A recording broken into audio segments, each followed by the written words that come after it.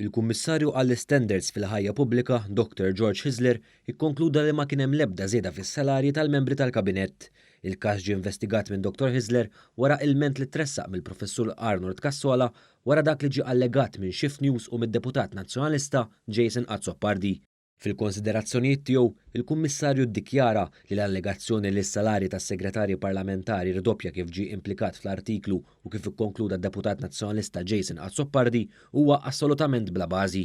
Huwa żied jinnota li l-allegazzjoni ħadet xejra aktar drammatika meta Jason Azzopardi allega li rdoppja s-salarju tas-segretarju parlamentari.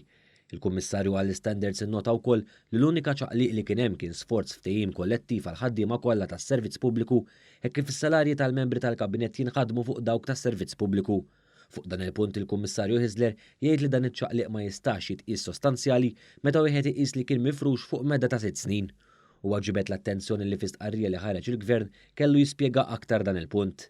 Ir-rapport jikkonferma b'mod ċar li ma kien hemm l-ebda żieda fis-salarji tal-membri tal-Kabinett u s-sit Shift News ma tawx każ tal-fatt li ż-żewġ segretarji parlamentari li semmew fl-istorja kienu ħadu l-kariga f'nofs l-2017 u għalhekk is-salarju tagħhom għal dik is-sena huwa bejn wieħed u ieħor nofs is-salarju għas-sena 2018.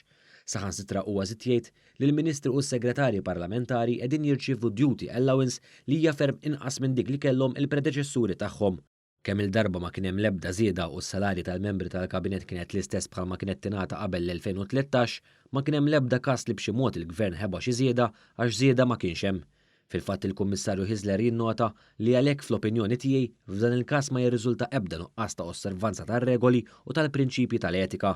Fir-rapport jew il-Kummissarju Hisler jinnota li la darba ma kien hemm l-ebda żieda fis-salarji kif qal il-Gvern stess fi stqarrija u kif spjega s-Segretarju Permanenti ewlieni Mario Cutajer f'konferenza tal-aħbarijiet l-aħħar żieda li kien hemm kienet f'dik l-onorarja li tali lilu nnifsu l-aħħar kabinett tal-amministrazzjoni l-oħra.